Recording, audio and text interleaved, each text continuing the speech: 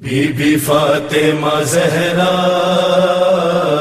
Be be Fatima Zahra, Zahra Bibi Fatima Zahra, Bibi Fatima Zahra, Zahra Bibi Fatima Zahra, Bibi Fatima Zahra, Zahra Bibi Fatima Zahra,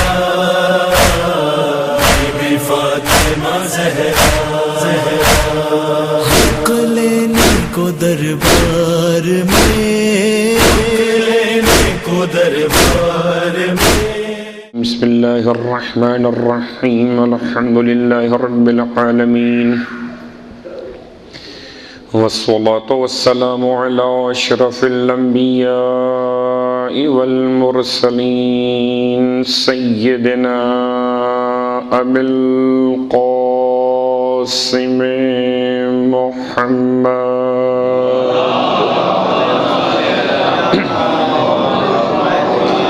وقنا اہل بیتہ الطیبین الطاہرین واللعنۃ الدائمۃ علی اعدائہم اجمعین، اما بعد فقد قال اللہ تبارک وتعالی فی کلامہ الحمید وفرقانہ المجید، قولہ الحق وہو اصدق القائلین۔ بسم اللہ الرحمن الرحیم، وَإِذْ تَأَذَّنَ رَبُّكُمْ لَئِن شَكَرْتُمْ لَأَزِيدَنَّكُمْ وَلَئِن كَفَرْتُمْ مِنَّ عَذَابِي لَشَدِيدٌ۔ صلوات پڑھ لیں محمد وآلہ۔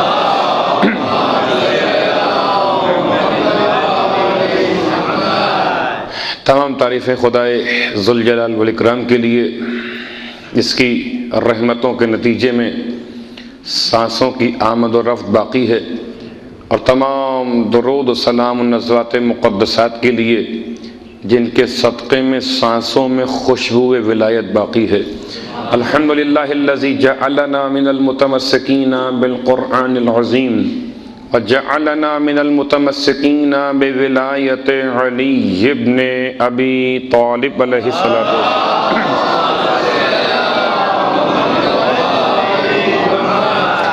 اما بعد، صاحبان علم اور ایمان کی خدمت اور ایک ادنا سے طالب علم کی حیثیت لیے ہوئے اور روزانہ اپنا سبق پیش کرنے کی سعادت کو حاصل کر رہا ہوں، گرچہ اعتراف اپنی کم علمیت کا، مگر اس در سے اتنی عقیدت تو وابستہ ہے کہ اگر ایک جملہ بھی بارگاہ رسالت و امامت میں درجہ قبولیت پا جائے تو نجات کے سامان کے لیے کافی ہو جاتا ہے۔ اور اسی کا نام شکر نعمت ہے کہ انسان اگر نعمت کا ذکر کرتا رہے اور اس کو شکر کے انداز سے پیش کرتا رہے اور کفران نعمت سے اپنے آپ کو بچاتا ہوا چلے، نہ تو نسیان رکھے ذکر نعمت کا، نہ اس کی قدر کو پامال کرے جو نعمت عطا کی گئی، تو انسان شکران نعمت کو لیتا ہے اور کفران نعمت سے اپنے آپ کو بچا لیتا ہے۔ کل ہماری گفتگو ان اقوام کے بارے میں شروع ہوئی کہ جن اقوام پر خدا نے اپنے عذاب کو نازل کیا، اور کل کی حد تک اپنے سامعین کو زحمت دی، سورہ مبارکہ والفجر سے دو قوموں کی حالت کو بیان کیا، سورہ الحاقہ سے ان کے نتیجے کے ساتھ، قوم عاد اور قوم سمود۔ کیا تمدن تھا، کیا شہر بنائے تھے، کیا بہترین بلڈنگیں تعمیر کی تھیں، مگر عذاب نازل کیوں ہوا؟ کہ کذبت ثمود وعاد بالقاریہ، یا خدا کی نشانی ناقہ صالح کو ذبح کرنے کی بنیاد پر اس قوم پر عذاب نازل کیے گئے۔ اور اب آئیے سورہ والفجر میں تیسری قوم کا حال بھی ملتا ہے۔ سورہ والفجر کا خاص تعلق کا یہ سورہ حسینیوں کے لیے تو بہت مشہور ہونا چاہیے کہ سورہ کا اگلا نام سورہ حسین ابن علی ہے. اس میں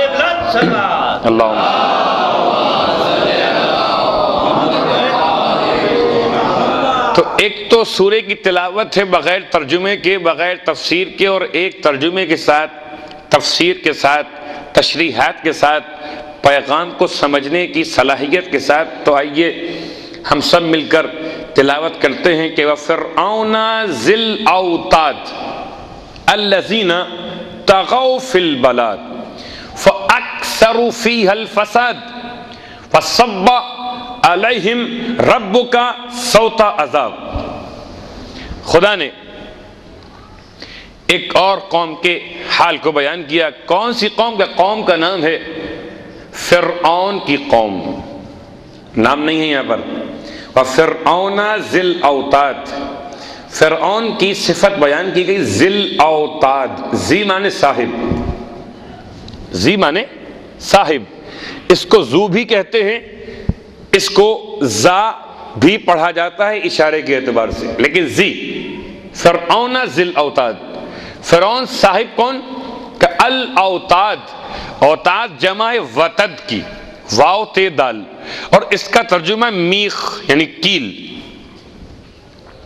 اب ترجمہ کیا ہوا؟ فرعون کیلوں والا، فرعون میخوں والا. تو یہ نام کیوں رکھا گیا؟ یہ صفت کیوں تھی؟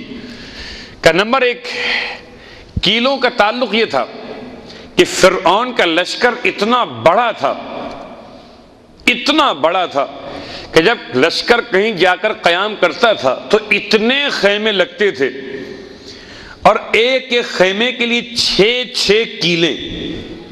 تو کیلوں والے مشہور ہو گئے.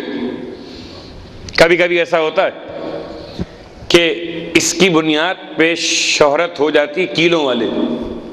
یا آپ نے جملہ سنا ہے کہ جب سرکار سید الشہداء آ رہے تھے جانب کوفہ یعنی کربلا، تو راستے میں اس لشکر کو دیکھا آپ کے ساتھیوں نے، تو کہا تھا اللہ اکبر. تو امام نے پوچھا یہ اللہ اکبر کہا کیوں ہے؟ اللہ کبریائی اسی کے لیے، مگر اس وقت کیوں کہا؟ کہ مولا سامنے سے نخلستان دکھائی دے رہا ہے، اور اب جب قریب آئے تو دیکھا اتنے نیزے تھے، اتنے نیزے تھے کہ ان نیزوں کی چمکتی ہوئی نوکیں ایسا لگتا تھا صحرا میں جیسے دور سے کوئی پورا کھجوروں کا نخلستان موجود ہے. تو جیسے وہاں نیزے ایسے یہاں کیلیں. ذل اوتاد، فرعون کون؟ کہ ذل اوتاد کیلوں والا. ایک ترجمہ ہوا. ایک ترجمہ اور ہے کہ فرعون کو اس لیے کہا گیا ذل اوتاد کہ فرعون اپنے مخالفین کو جب سزا دیتا تھا تو ان کے ہاتھ پیروں میں کیلیں لگواتا تھا. زمین پہ لٹایا اور ہاتھوں میں اور پاؤں میں کیلیں گاڑ دی، اور یہ شدید ترین عذاب کی بنیاد پر فرعون کا نام پڑ گیا فرعون ذی الاوتاد، فرعون کیلوں والا. اور یہ سزا سب کو دیتا تھا. اس میں حضرت آسیہ بنت مزاحم بھی شامل ہوئی کہ جب فرعون کی بیوی نے حضرت موسیٰ علیہ السلام پر ایمان کا اظہار کر دیا تو فرعون نے اپنے ذل اوتاد ہونے کی بنیاد پر اپنی بدترین مخالف سمجھتے ہوئے اپنی شریک حیات کو اس کے چاروں ہاتھ پیروں میں کیلیں گڑوا کر اور اس کے سینے پر وزنی ترین پتھر سل کو توڑوا کر اس کو موت کے گھاٹ اتار دیا. تو ذل اوتاد کیلوں والا ایک ترجمہ یہ ہو گیا. ایک ترجمہ اور ہے کہ ذل اوتاد کا ترجمہ یہ ہے کہ اس کی مضبوطی، حکومت کی، ریاست کی، اس کی بنیاد پر جیسے ہمارے یہاں کہا جاتا ہے کرسی مضبوط ہے. کب تک چلے گی حکومت؟ کا کرسی مضبوط ہے، بڑے مضبوط پائے ہیں. ایسے کیلوں کی بنیاد پر کہا جاتا تھا کہ فرعون کی حکومت بڑی مضبوط ہے، گویا کیلوں سے اس کو گاڑ دیا گیا ہے.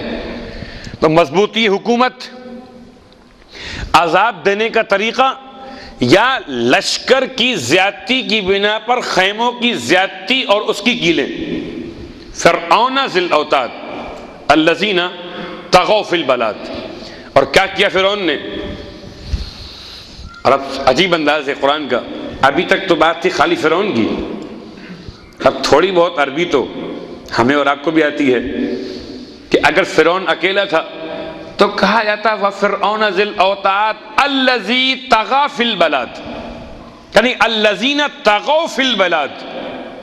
فرعون والے، الَّذِینَ جمع ہو گیا، الَّذِی ایک، فرعون ایک تھا، فرعون ایک تھا کہ ایک نہیں تھا. الَّذِینَ طَغَوْا فِی الْبَلَادِ، سرکشی کرنے میں فرعون ایک نہیں تھا بلکہ فرعون کی پوری جماعت، فرعون کا پورا لشکر، فرعون کی پوری قوم طغوا، سرکشی کر رہے تھے. فی البلاد فاکثروا فیہا الفساد، اور انہوں نے بلاد میں فساد کو بڑھا دیا.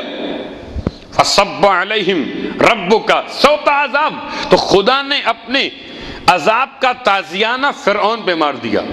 علیہم، فرعون والوں میں مار دیا.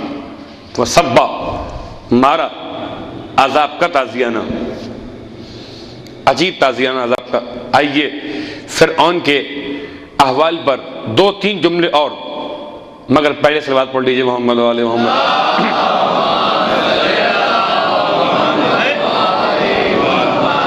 ہماری گفتگو کا اصل جو موضوع ہے وہ کیا ہے کہ نعمت کیا ہے، اور جب نعمت سمجھ میں آئے تو کفران نعمت کیا ہے. تو نعمت کیا تھی؟ فرعون کے پاس بڑی حکومت تھی، نعمت. فرعون کے پاس بڑی طاقت تھی، طاقت نعمت. فرعون کے پاس لشکر بڑا، لشکر کا بڑا ہونا نعمت. فرعون کے پاس جوانی نعمت. فرعون کے پاس صحت نعمت. فرعون کی بات ماننے والے موجود نعمت. فرعون کون؟ جس نے حضرت موسیٰ علیہ السلام کو اپنے گھر میں رکھا، لیکن جب حضرت موسیٰ علیہ السلام نے آ کر، ابھی تک عذاب نہیں آیا. اور یہ یاد رہے کہ عذاب گھر میں آیا ہی نہیں ہے. سوتا عذاب تو کہا قرآن نے، مگر سوتا عذاب پڑا کہاں پر ہے؟ عذاب کا تازیانہ پڑا کہاں پر تھا؟ وہ الگ مسئلہ، کیونکہ گھر میں عذاب نہیں آیا. کیوں نہیں آیا؟ کہ گھر پر، دروازے پر اس نے اللہ کا نام لکھا ہوا تھا.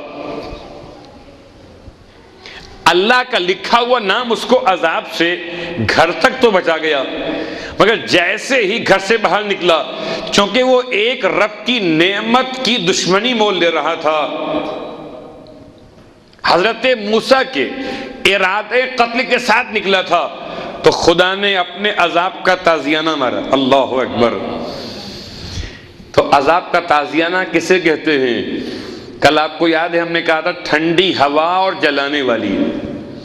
اب آئیے میٹھا پانی اور عذاب کا تازیانہ. اگر کسی کو سمندر کے پانی میں مارا جائے تو اور بات ہے، سمندر کا پانی کڑوا ہوتا ہے، آدمی ویسے ہی تکلیف برداشت کرے گا. لیکن دریائے نیل، قرآن کی آیت موجود سورہ زخرف کی آیت 55، وَأَغْرَقْنَاهُمْ أَجْمَعِينَ، قرآن کہتا ہے ہم نے فرعون والوں کو سب کے سب کو ہم نے غرق کر دیا. عذاب کیا دیا؟ کہ ہم نے ان سب کو غرق کر دیا. کیوں؟ نعمت کھا رہے تھے، نعمت پی رہے تھے، اور جب پانی میں پہنچا، عجیب کیفیت فرعون کی. اور اب میں کیا بیان کروں کہ جو نعمت والے آگے چل رہے تھے، ان کے ساتھ موسیٰ علیہ السلام تھے، بنی اسرائیل کی قوم کو ساتھ لے کے چل رہے تھے، اور چلتے چلتے اور جب آگے آ گیا دریائے نیل، پیچھے فرعون کا لشکر، تو ایسے میں گھبرا گئے موسیٰ کے ساتھی.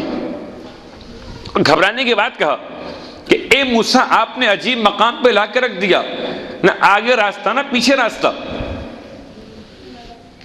اور یہاں تک حالت پیدا ہو گئی کہ موسیٰ علیہ السلام پر جملے کہے گئے کہ آپ نے تو ہمیں بہت مشکل میں ڈال دیا، لیکن پروردگار کا بڑا احسان کہ وہ نعمت کے ساتھ چل رہے تھے، تو جو زحمت تھی پانی کے سامنے، جو پانی کے وجود زحمت تھا، اسے خدا نے رحمت میں تبدیل کر دیا.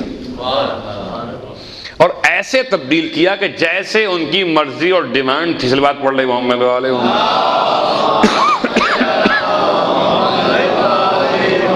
جیسے ان کی مرضی تھی کہ ہم 12 قبیلے، راستے 12 چاہیے، موت سر پر ہے، پیچھے فرعون ہے، آگے نیل ہے، بیچ میں آپ ہیں، اس کے بعد بھی نخرے کہ 12 قبیلے ہیں تو راستے 12 چاہیے گا، 12 ہی ملیں گے. کیونکہ تم نے ایک نعمت کا اتباع کر لیا تو جو شکر نعمت کرے لا ازیدنکم، ہم اس کی نعمتوں میں زیادتی کیا کرتے ہیں. ہم تمہیں ایک راستے سے گزار سکتے تھے لیکن تم نے نعمت کا شکریہ ادا کیا موسیٰ کی اتباع کر کے. نعمت کیا ہے؟ جب داخل ہوئے کہ اب چلیں کیسے، کہ راستہ بڑا خراب ہے، کیچڑ بنی ہوئی ہے، پانی تو ہٹ گیا ہے مگر بنی ہوئی کیچڑ. کہ موسیٰ جب تک یہ راستہ خشک نہیں ہوگا ہم چلیں گے نہیں اس پر. خشک بھی ہو گیا کہ پانی کی دیواریں راستے میں حائل ہیں، ہمیں کیا معلوم کہ 7 والا قبیلہ خیریت سے ہے کہ نہیں. اتنا لمبا نیل پار کرنا ہے تو درمیان میں کھڑکیاں بنا دی گئیں. جیسے جیسے مطالبہ کرتے گئے ویسے ویسے ان پر نعمتوں کی زیادتی سامنے آتی گئی.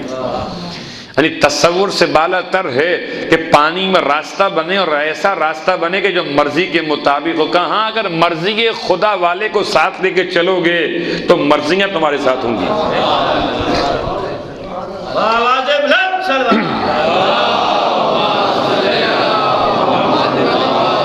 اور پرسوں کا جملہ یاد ہے کہ نعمت کیا؟ جو مرضی مولا سے قریب کر دے.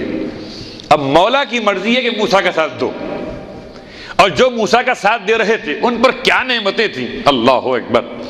اس کے بعد اسی راستے پر جب فرعون نے اپنے لشکر کو ڈال دیا، بڑا اطمینان میں تھا کہ لو راستہ بنایا تیار مل گیا.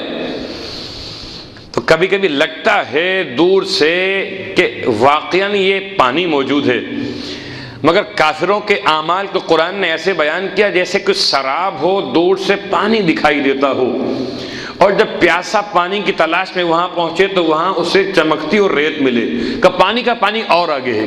بالکل اسی انداز سے فرعون بڑی خوشی میں تکبر کی حالت میں اتر گیا ان راستوں پر جو بنے تھے موسیٰ کے لیے، بنے تھے موسیٰ کی قوم کے لیے. اور جیسے ہی اترا آپ قرآن کہتا ہے اغرقناہم اجمعین. عجیب بات ہے، نعمت ہے پانی، پانی نہ ملے تو انسان مر جائے. پانی کا پلانا ثواب، پانی کا روکنا عذاب.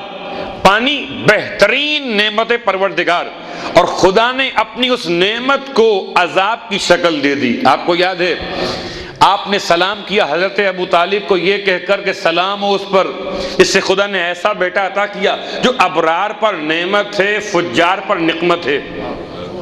یاد ہے نا؟ تو یہ پانی ہے، تو پانی ابرار پر نعمت تھا، راستہ بنا گیا موسیٰ والوں کے لیے، اور زحمت تھا، عذاب تھا لشکر فرعون کے لیے کہ ڈوبو گیا لشکر فرعون کو.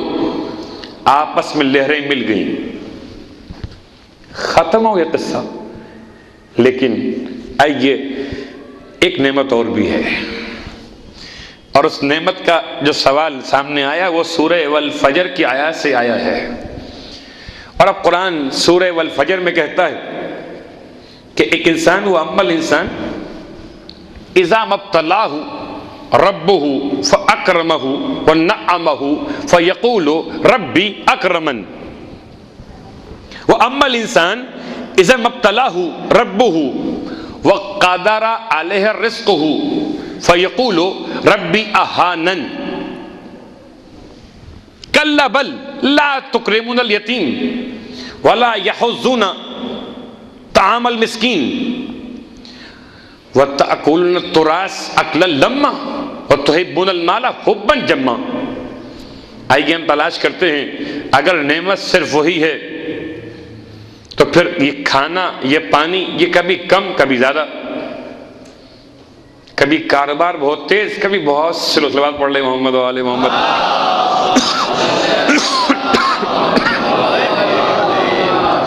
کبھی بہت زیادہ ملا کبھی بہت کم ملا.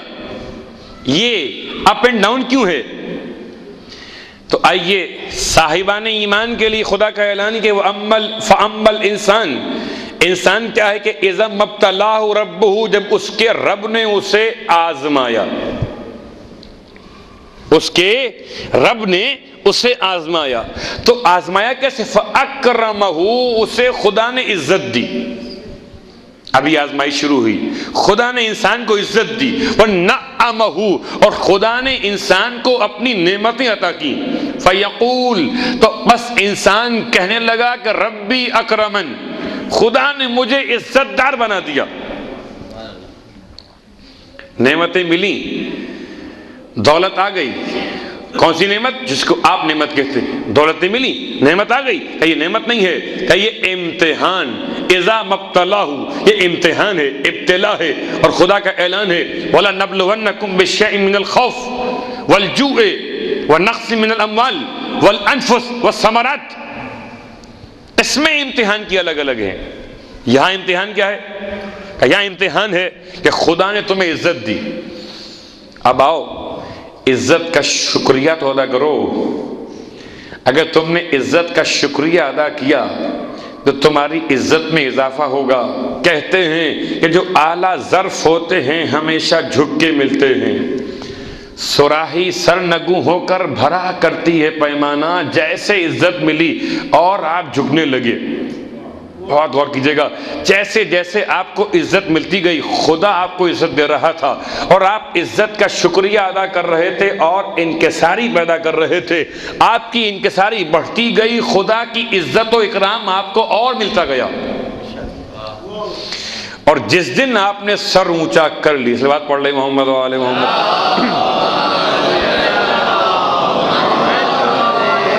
امتحان ہے۔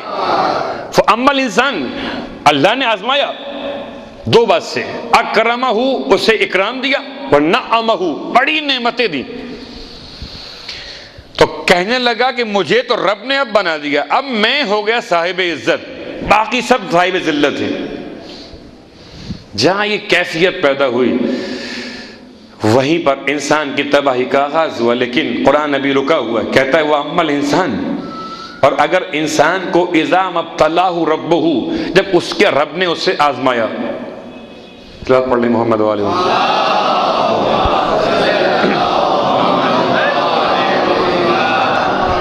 وَأَمَّا الْإِنسَانُ، اور انسان اذا مبتلاہ ربہ، جب اس کے رب نے اس کو آزمایا، فقدر علیہ رزقہ، اور خدا نے اس کے رزق کو تنگ کر دیا۔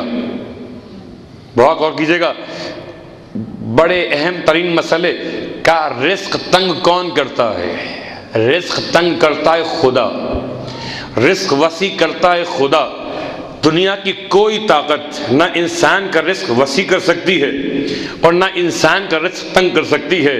ہاں البتہ یہ وسوسے، یہ شبہات تو اپنے مقام پر رہتے ہیں کہ تعویذ ملا ہے یہاں سے، یا کسی نے کچھ دبا دیا ہے، اور جب سے یہ تعویذ ملا تب سے رزق کم ہو گیا۔ اللہ اکبر! اگر خدا دینے والا ہو تو کیا کسی میں مجال ہے کہ روک دے؟ اب میں کیا مثالیں پیش کروں؟ اگر حضرت عیسیٰ ایک مردہ حیوان کو زندگی عطا کرتے اپنے ایک صحابی کے کہنے پر، اور اس صحابی کی گستاخی کی بنیاد پر خدا اس کو اس کے لیے شکار بنا دیتا، اور اس حیوان نے اٹھ کر اس کو شکار کر لیا، اس صحابی کو جس نے کہا تھا کہ آپ بخیل ہو گئے، الیاذ باللہ من ذالک، آپ کیا بات کر رہے ہیں؟ آپ کو خدا نے صاحب اعجاز کیا ہے، آپ اس کو زندہ کر دیجئے۔ جب نبی نے فرمایا کہ جب کوئی اس وقت اظہار معجزے کا موقع اور محل نہیں ہے تو کیوں؟ کہ نہیں، آپ بخیل ہو گئے۔ اب سوچئے گا، نبی منع کر رہے تھے اور وہ ضد کر رہا تھا، چونکہ اس کی اپنی موت اسی وقت لکھی تھی۔ اب ادھر وہ زندہ ہوا حیوان، اس نے شکار کیا، مگر شکار کا طریقہ جو تھا اس کے خلاف کام کیا۔ نہ گوشت کھایا جبکہ تھا آدم خور، نہ خون چاٹا جبکہ تھا اس کی مرغوب غذا۔ نبی نے سوال کر لیا کہ نہ تو نے خون چاٹا نہ گوشت کھایا، آدم خور تو ہے، کیوں کیا ایسا؟ کہنے لگا اللہ کے نبی، اگر دنیا میں میرا رزق باقی ہوتا مجھے کبھی موت نہ آتی۔ ہوا کیا ہے کہ دنیا سے میرا رزق تمام ہو گیا. اب یاد رکھیے گا اگر دنیا میں رزق حیوان کا ہو تو خدا اسے زندہ رکھتا ہے، زندہ رکھتا ہے اور رزق بھی عطا کرتا ہے. تلاش تمہاری ذمہ داری ہے، پیدا کرنا اس کا کام. صلوات پڑھ لیں محمد و آل محمد.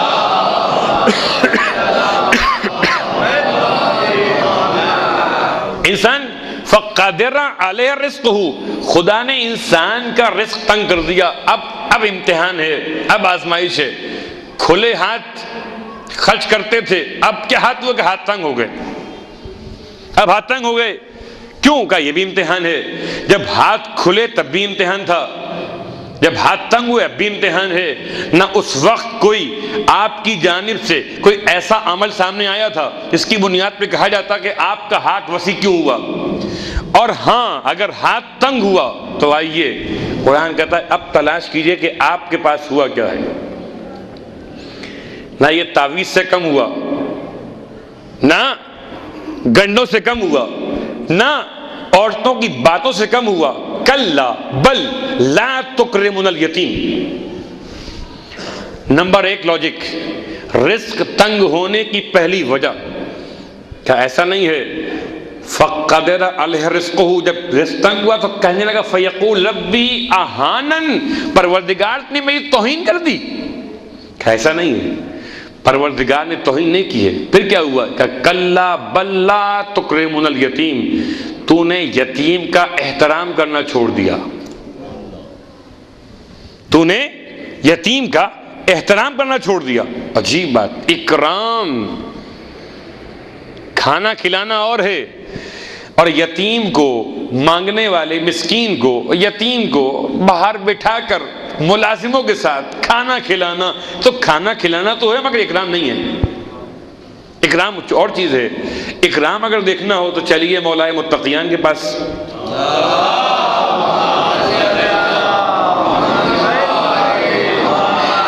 اکرام دیکھنا ہو چلیے اس گھر میں کہ جہاں اپنے بچے بھی تھے اور عبداللہ کا یتیم بھی تھا.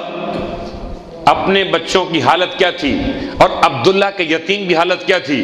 لگتا تھا، اب میرے اپنے الفاظ، لگتا تھا ایسے کہ جیسے اپنے بچے یتیم ہو اور عبداللہ کا بیٹا یتیم نہ ہو.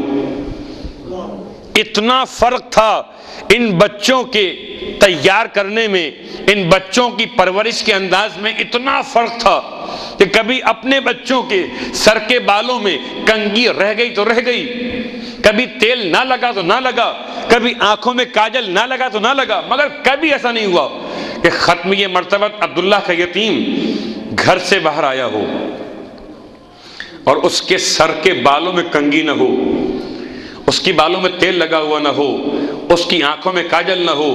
اللہ اکبر. پہلے اٹھتی تھیں جناب فاطمہ بنت اسد، بچوں کے بیدار ہونے سے پہلے اٹھتی تھیں اور گھر میں لگے ہوئے کھجور کے درخت سے گرنے والی کھجوروں کو پہلے ہی ابن عبداللہ کے لیے سمیٹ لیا کرتی تھیں. کیا مطلب؟ اکرام یتیم کیا ہے؟ کہ یتیم کو کھانا کھلانا سب کو آتا ہے، اکرام یتیم سب کو نہیں آتا. کیسے تھے اکرام کرنے والے کہ جب مولائے متقیان سے شفقت یتیمان کو ملاحظہ کیا تو لوگ ترستے تھے. اتنی محبت کہ کاش ہم بھی یتیم ہوتے. آج معاشرے میں جتنے یتیم پائے جاتے ہیں ان کو دیکھ کر ہم کہتے ہیں کہ کاش ہم یتیم نہ ہوتے، مگر کل جو مولائے کائنات کے پاس شفقت پاتے تھے ان کو دیکھ کر اچھے بھلے کھاتے پیتے لوگ تمنا کرتے تھے کاش ہم بھی یتیم ہوتے. کلا بل لا تکرمون الیتیم. اور صرف یہی نہیں ہے، ولا تحضون علی طعام المسکین، اور تم مسکین کو کھانا کھلانے پر لوگوں کو آمادہ نہیں کرتے. فقدر علیہ رزقہ کا حل بتایا گیا کہ تمہارے رزق میں جو خدا نے تنگی کی ہے یہ عذاب نہیں ہے، عذاب نہیں ہے. ان عذاب لشدید، عذاب نہیں ہے. کیا ہے پھر یہ؟ کہ تمہارے اپنے اعمال کا نتیجہ ہے. عمل نمبر 1 کہ تم نے یتیم کا اکرام چھوڑ دیا ہے. روایت سنیں گے، اللہ کے رسول کی بارگاہ میں آنے والا شخص کہتا ہے اللہ کے رسول میرا دل بہت سخت ہو گیا ہے، کوئی طریقہ بتائیے دل نرم ہو جائے۔ فرمایا دل بھی نرم ہوگا، حاجتیں پوری ہو جائیں گی، مگر تو ایک کام کر۔ کیا کروں؟ کہ اپنے کھانے سے یتیم کو کھانا کھلایا کر، اپنے کھانے سے، اپنے کھانے میں سے یتیم کو کھانا کھلایا کر، بچا ہوا نہیں۔ ہوتا کیا ہے قبلہ بچ گیا، اب پھکر جائے گا لاؤ یتیموں کے لیے یتیم خانے میں صلوات پڑھ لے محمد علیہ محمد۔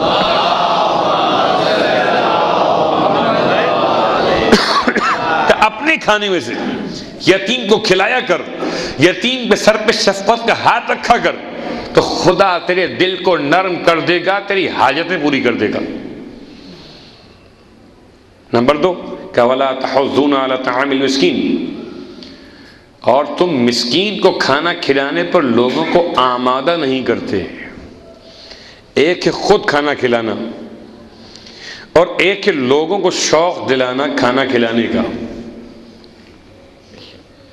یہ ایک الگ ہے، تبلیغ ہے، یہ دین کا پیغام ہے۔ کہ اب ہوتا کیسے، شاید میں کسی موقع بیان کیا تھا کہ اللہ کے رسول کی بارگاہ میں آنے والے ایک سائل نے سوال کیا، سب لوگ بیٹھے ہوئے تھے، اس نے پیسے مانگے، کسی نے اب سنا ہی نہیں سنا نا۔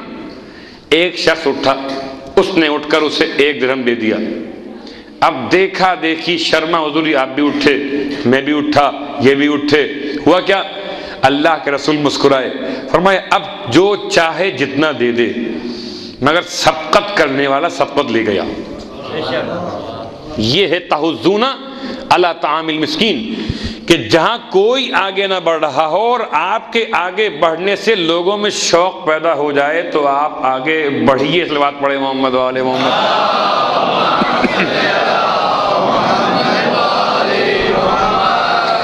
اور تیسرا مسئلہ وَتَأْكُلُونَ التُّرَاثَ أَكْلًا لَمًّا، اور تم میراث کے مال کو پورا ہڑپ پڑ گئے۔ جائز اور ناجائز میراث سب جمع کر لی، اور سب جمع کر کے میراث سے امداد کرتے، میراث سے صدقہ و خیرات کرتے، سب کھا گئے۔ اس کی بنیاد پر تمہارا رزق کم ہو گیا۔ میراث کیوں؟ کہ میراث اس لیے کہ میراث بغیر محنت کے حاصل ہونے والی دولت کا نام ہے۔ ابا نے محنت کی تھی، ابا کا انتقال ہوا، مجھے پیسے مل گئے۔ محنت کی تھی بھائی نے، اولاد کوئی اور نہیں ہے، میں وارث بن گیا، بھائی مرا، مجھے پیسے مل گئے۔ جو بغیر محنت کے مال مل جائے اس میں تو کم از کم کار خیر کرنا چاہیے نا۔ تو قرآن کہتا ہے تمہارے تنگی رزق کی تیسری وجہ یہ ہے کہ تم نے میراث کے مال کو پوری طرح سے کھا لیا۔ اور آخری بات، اور آج کی حد تک ہم مکمل کریں گے، وَتُحِبُّونَ الْمَالَ حُبًّا جَمًّا، اور تم نے مال کی محبت کو اپنے دل میں مضبوط کر لیا ہے۔ سرکار ختم یہ مرتبہ احمد مجتبی محمد مصطفیٰ صلی اللہ علیہ وآلہ وسلم کا ارشاد ذی قدر ہے۔ جب کسی نے آپ سے سوال کیا کہ تنگی رزق بہت ہو گئی، فرمایا صدقہ دو، کہ صدقہ دینے سے وسعت رزق پیدا ہوتی، یعنی تم مال دو۔ صدقہ کیا مطلب؟ کہ صدقے کا مطلب ہے کہ مال کی محبت کم کرو، تم یہاں سے مال نکالو گے تو وہاں سے مال آئے گا۔ اصول کاروبار یہی ہے کہ پہلے پیسہ لگاؤ تو پیسہ آئے گا، اور بسا اوقات تو پیسہ لگانے کے بعد بھی بڑا ٹائم لگتا ہے پیسہ آنے میں۔ اگر تم نے راہ خدا میں صدقہ دل و جان سے نکالا ہے تو پھر ضائع نہیں جائے گا۔ صدقہ رزق کو کھینچ کر لاتا ہے، روایت معصوم کی۔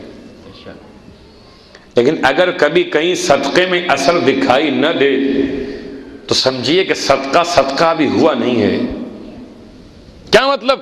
کہ گھر میں رکھا نکال کر دوں گا مہینے کے آخر میں، صدقہ نہیں ہے۔ کہ مجھ جیسے اچھے بھلے کھاتے پیتے انسان کو پکڑا دیا، صدقہ نہیں ہے۔ صدقہ کب؟ کہ جب کسی مسکین کی ضرورت کو پورا کرنے کا باعث بن جائے۔ خدا اپنے چاہنے والوں سے امتحان بھی لیا کرتا ہے، اور عجیب جملہ ہے معصوم کا، فرماتے ہیں کہ ہم جب آپ نے عطا کیا بہت زیادہ ہاتھ کھول کھول کے، پوچھا کہ مولا یہ کیا کر رہے ہیں؟ فرمایا جب خدا ہمیں کھول کھول کے دیتا ہے تو ہم بھی کھول کھول کے دے رہے ہیں۔ جب خدا زیادہ دے گا ہم زیادہ دیں گے، جب خدا ہمیں کم کر دے گا ہم کم کر دیں گے۔ بھائی بڑی آسان سی بات ہے نا کہ اگر مال کی محبت ختم ہو گئی تو زیادہ ہو تب بھی دیں گے، کم ہو تب بھی دیں گے، اور اگر مال کی محبت پیدا ہو گئی تو زیادہ تھا دے دیا اور کم تھا تو روک لیا۔ کیوں؟ کہ اب مال کم ہو گیا ہے۔ کہ اگر سمجھنا چاہتے ہو نعمت میں زیادتی ہوتی رہے گی، جب نعمت ولایت علی ابن ابی طالب پر عمل کرتے رہو۔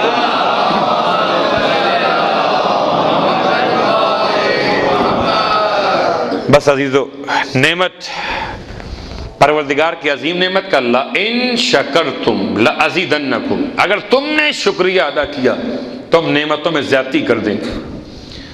وَلَئِن كَفَرْتُمْ، اور اگر تم نے کفر کیا تو ان عذابی لشدید، ہمارا عذاب بہت شدید ہے۔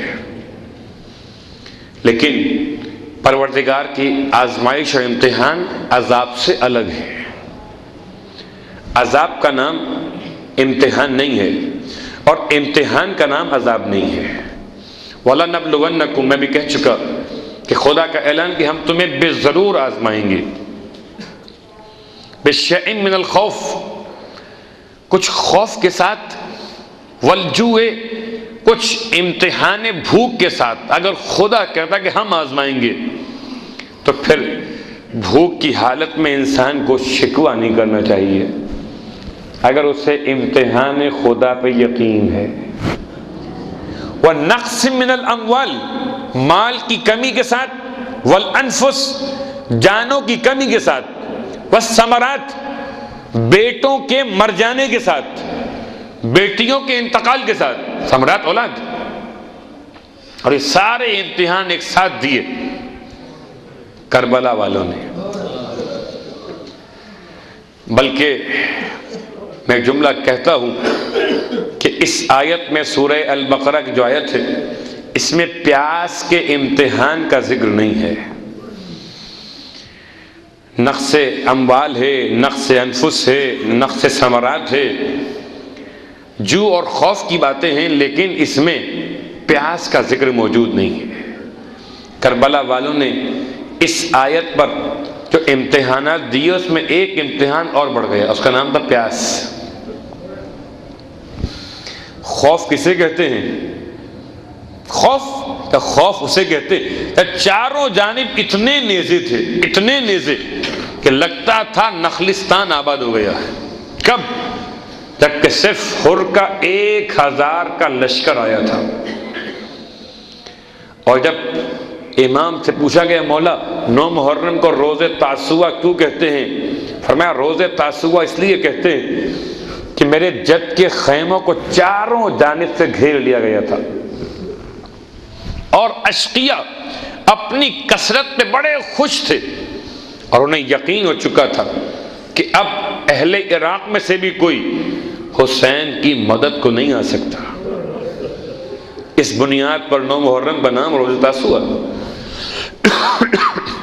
عزیزو، خوف کا امتحان، اللہ اکبر، اور کتنی شدت کے ساتھ ڈرانے کے لیے گھوڑے دوڑائے جاتے تھے، ہتھیار خیموں کے سامنے لا لا کر دکھائے جاتے تھے، کیا شدت خوف تھا۔ اور میں کہوں گا کہ شدت خوف کا بڑا امتحان تو کربلا کے شہیدوں سے زیادہ کربلا کے اسیروں نے دیا ہے۔ اتنا خوف یہ امتحان ہے، مگر اس خوف کو اپنے اوپر طاری نہ کیا، یہ ایمان کی علامت تھی۔ اتنا اطمینان تھا کربلا کے شہیدوں کے لیے، اور اتنا اطمینان تھا کربلا کے اسیروں کے لیے لیکن ایک مجبوری تھی نا. وہ مجبوری کیا تھی؟ مجبوری یہ تھی کہ بیویاں پردے دار بیویاں تھیں اور ظالموں کے ہاتھ میں تیز نوک والے نیزے تھے. اور جب کربلا کے شہیدوں کی لاشوں سے رخصت کا وقت آیا تو رونے والوں کبھی کبھی سوچئے گا کہ گھر میں اگر میت آئے جوان بیٹے کی تو ماں کتنا لپٹتی ہے اور کتنا مشکل کام ہوتا ہے کہ اب آپ کو میت اٹھانی ہے اور ماں کو ہٹا لیجئے. بسا اوقات نماز میت کے لیے لوگ کھڑے ہوئے سب بنا چکے اور میت ابھی نہیں آ رہی. کیوں؟ کہ بہن لپٹی ہوئی میت سے، بھائی کی میت ہے، ماں لپٹی ہوئی بیٹے کی میت سے، آپ ہٹا رہے ہیں کہ بھائی صبر کیجئے. سوچئے گا جب کفن میں لپٹے ہوئے چہرے کو دیکھ کر ماں بےتاب ہو جاتی ہے تو پھر ہائے سر کٹی ہوئی اکبر کی لاش کو دیکھ کر ماں کا حال کیا ہوا ہوگا. جب کفن میں لپٹے ہوئے بھائی کی لاش کو دیکھ کر آج کی بہن پچھاڑے کھاتی ہے تو سوچئے گا کہ سکینہ کا حال اصغر کی لاش کو دیکھ کر کیا ہوا ہوگا. آپ کہیں گے مولانا اصغر کی لاش دفن ہو گئی تھی. ہاں دفن ہوئی تھی. ایک روایت ہے امام پشت خیمہ پر آئے تھے اور امام نے ماں کی موجودگی میں اصغر کو دفن کیا تھا، لیکن رونے والوں جب سر کاٹ کے چڑھائے گئے نوکے سینہ پر تو کسی ظالم نے کہا تھا کہ ایک بچے کو حسین گود میں لے کر آئے تھے، اس کی لاش نہیں ملتی.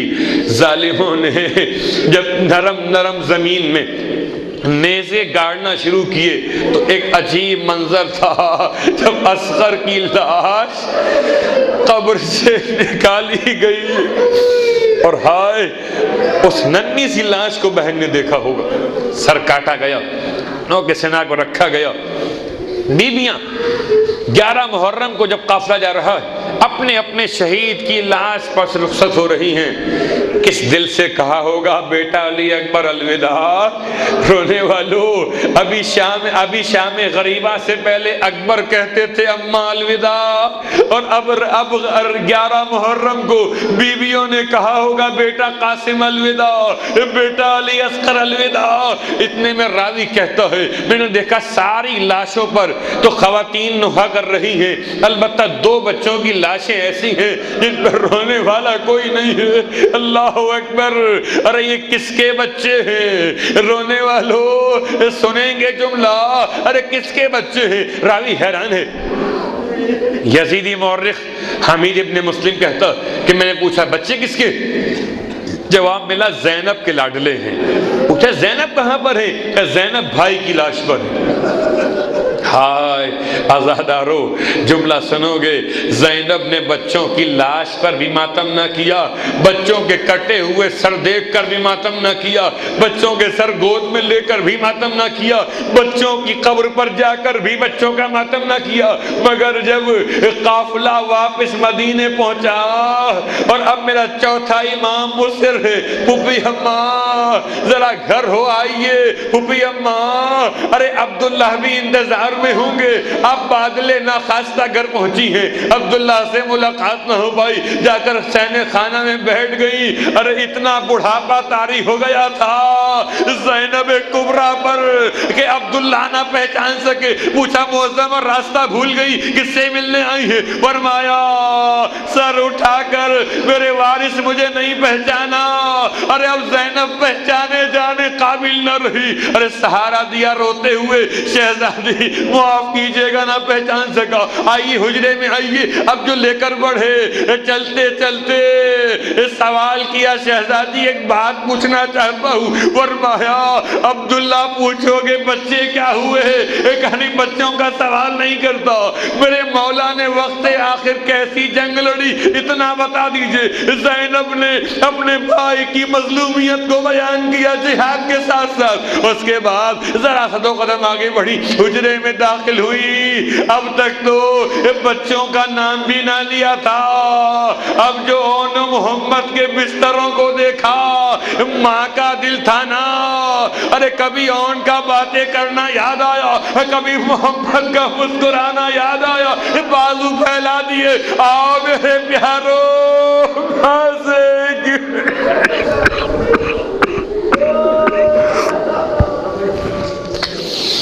اللہ ولعنۃ اللہ علی اعدائهم اجمعین وسیعلم الذین ظلموا ای منقلب ینقلبون۔ بار اللہ واسطہ محمد و آل محمد کا ہماری اس عبادت کو اپنی بارگاہ میں قبول فرما۔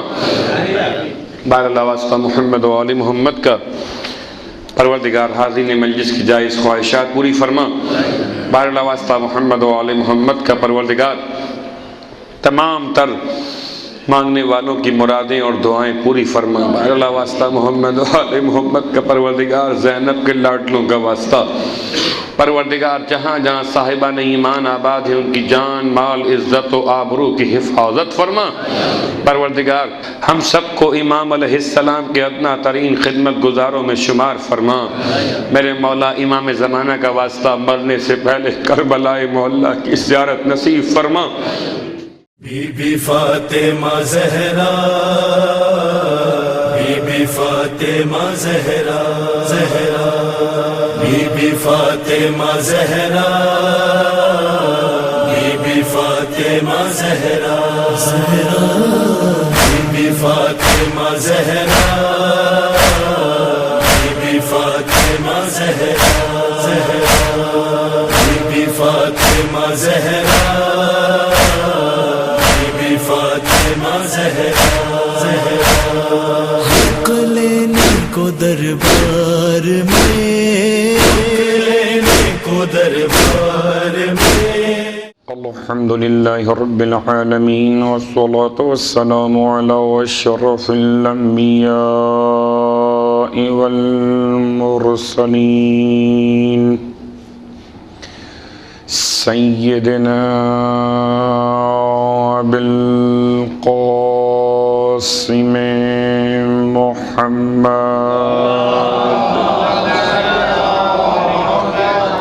وعلى أهل بيته الطيبين الطاهرين واللعنة الدائمة على أعدائهم أجمعين۔ أما بعد فقد قال الله تبارك وتعالى في كلامه الحميد وفرقانه المجيد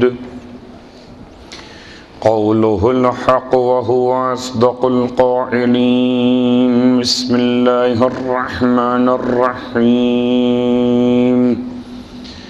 وَإِذْ تَأَذَّنَ رَبُّكُمْ لَئِنْ شَكَرْتُمْ لَأَزِيدَنَّكُمْ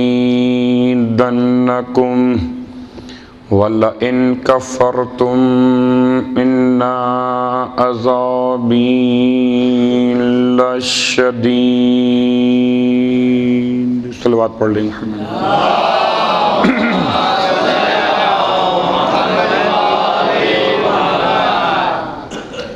تمام تعریفیں اس خدائے مہربان اور شفیق کے لیے اس کی رحمتوں کے نتیجے میں نعمت ہدایت کو تمام تر انسانوں کے لیے عام کیا گیا، اور تمام درود و سلام ان ہادیان برحق کے لیے جو ہر دور میں مخلوق خدا کی ہدایت کی ذمہ داریوں کو انجام دیتے رہے۔ الحمدللہ الذی جعلنا من المتمسکین بالقرآن العظیم وجعلنا من المتمسکین بولایت علی ابن ابی طالب علیہ السلام۔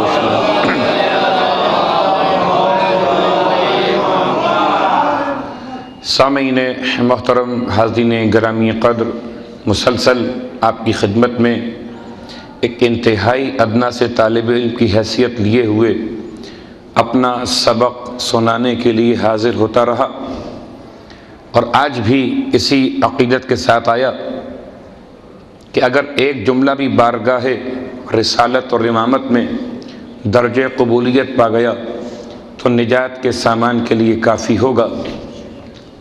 اور شاید آج کی اس مجلس کی شرکت سے مجھے کل کی مجلس کا وہ تحفہ عطا ہو سکے کہ لَإِن شَكَرْتُمْ لَأَزِيدَنَّكُمْ، کہ اگر تم نے ہماری نعمت کا شکریہ ادا کیا تو ہم نعمتوں میں اضافہ کریں گے، وَلَئِن كَفَرْتُمْ، اور اگر تم نے ہماری نعمتوں کا انکار کیا تو اِنَّ عَذَابِي لَشَدِيدٌ، ہمارا عذاب بہت شدید ہے۔ نعمت مالک دو جہاں نے انسان کو بے شمار عطا کی،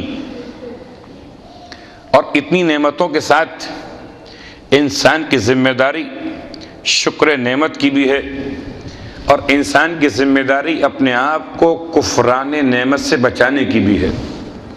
یعنی ایک طرف محبت کی بات ہے کہ آپ شکر نعمت کیجئے، نعمت کو یاد کرتے ہوئے، نعمت کو بیان کرتے ہوئے، نعمت کا احساس کرتے ہوئے۔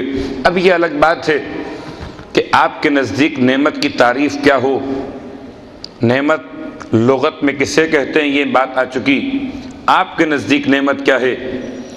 بہت سے گھروں میں 1 2 3 4 مرتبہ اگر بیٹے کی ولادت ہو گئی تو اب بیٹا نعمت نہ رہا، اگر 5ویں بار بھی بیٹا آ گیا تو لوگ حسد کریں گے وہ الگ، کہ جن کے یہاں بیٹیاں تو ہیں مگر بیٹا نہیں ہے، اور جس کے یہاں بیٹے آ چکے اب اسے بیٹی کا انتظار تھا، تو گرچہ بیٹی رحمت کہی گئی لیکن اس گھرانے کے لیے بیٹی نعمت پروردگار ہو گئی، اور اس گھرانے کے لیے کہ جہاں مسلسل بیٹیاں آ رہی تھی ایک نعمت کا انتظار تھا، جو نعمت رسول کی زبان پر بھی استعمال ہوئی کہ اولاد میں بیٹا نعمت ہے اور بیٹی رحمت ہے۔ مختلف انداز ہیں کہ اگر ذرا سی آسان سی مثال میں اور کر لیتا ہوں، بہت سی چیزیں ایسی ہیں اختلاف کے ساتھ، سن و سال کا اختلاف ہے، رنگ و نسل کا اختلاف ہے، بعض علاقوں میں بعض چیزیں نعمت ہیں اور وہی چیزیں بعض دوسرے علاقوں میں زحمت ہیں۔ وہ چیز جو بچپن میں نعمت تھی، جوان ہوئے زحمت ہو گئی، بوڑھاپا آیا پھر نعمت ہو گئی۔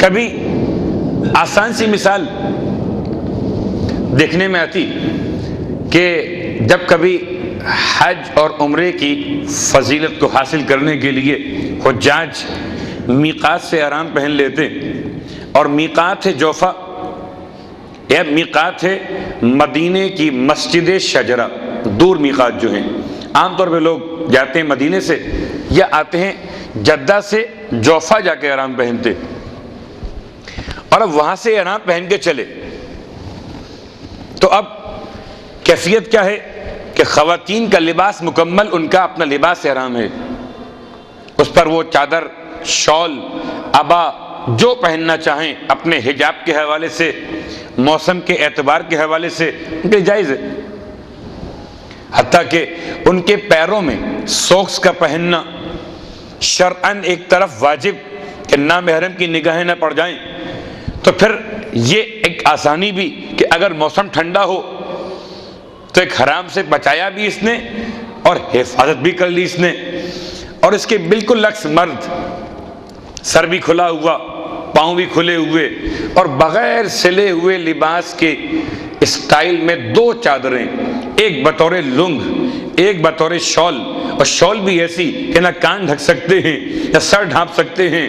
اب رات میں جب گاڑی چلی، دروازے ہو گئے بند، بس تھی اے سی والی، اب اے سی کھولو اور بند کرو، پورے راستے یہی گیم ہوتا ہے۔ آدھی بس شور کرتی کہ اے سی کھول دو، اور شور کرنے والے کون ہیں؟ یہ خواتین، ان کے لیے اے سی ہے نعمت، جو کہ بس میں ہو گیا حبس، ہوا باہر سے نہیں آ رہی، بس میں ہو گیا حبس، ان کے لیے اے سی کیا ہے کا نعمت۔ اور جو بیچارے مرد بیٹھے ہوئے، اگر اے سی کھل گیا تو کیا ہوگا؟ اب کان بند نہیں کر سکتے ہاتھ کے علاوہ، سر ڈھانپ نہیں سکتے، پاؤں میں موزے نہیں پہن سکتے، تو کریں کیا؟ تو ایسے میں ایک ہی وقت میں ایک طرح کا احرام پہننے والے، ایک ہی موسم میں چلنے والے، ایک کے لیے اے سی نعمت ہو گیا اور ایک کے لیے اے سی کی ہوا عذاب ہو گئی۔ تو اگر انسان نعمت کی تعریف کو سمجھ بھی لے تب بھی اسے اپنے حالات پہ غور کرنا پڑے گا کہ کون سی بات نعمت ہے اور کون سی بات زحمت۔ بات پڑھ لے محمد و آل محمد۔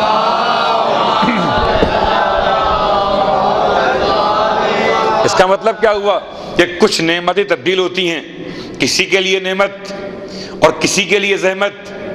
بہت غور کیجیے گا بھائی، آسان سی مثال ہے کہ کسی کے لیے کھڑے ہو کر نماز پڑھنا بالکل بہترین نعمت، اور کسی کے لیے کھڑے ہو کر نماز پڑھنا انتہائی مشقت کا باعث۔ کہ بیٹھ جاؤ، وہ کھڑے ہوئے تھے، کہ مجھے بھی اچھا لگتا تھا کھڑے ہو کر نماز پڑھنا، کہ وہ آپ کے لیے نعمت تھی، اب نہیں ہے۔ کیوں؟ کہ اب تم بیمار ہو گئے۔ کہ پہلے تم نماز پڑھتے تھے جماعت کے ساتھ مسجد میں آ کر، اب بیمار ہو گئے، گھر میں نماز پڑھ لو۔ کیوں؟ کہ جماعت بھی نعمت ہے، نعمت تھی ان کے لیے، اور جو صحت مند ہیں ان کے لیے نعمت ابھی بھی ہے۔ فرق واضح ہوا؟ تو کچھ نعمتیں ایسی ہیں جو کبھی نعمت ہیں کبھی زحمت ہیں، چاہے وہ نماز ہو، جماعت ہو، روزہ ہو، حج ہو، زکوٰۃ ہو، جہاد ہو، لیکن ایک نعمت ایسی بھی ہے جو سب کے لیے نعمت ہے۔ وہ عجیب نعمت ہے، بچے کے لیے بھی نعمت، بڑے کے لیے بھی نعمت، بوڑھے کے لیے بھی نعمت، بیمار کے لیے بھی نعمت۔ اور روایت امام محمد باقر علیہ السلام کی روایت،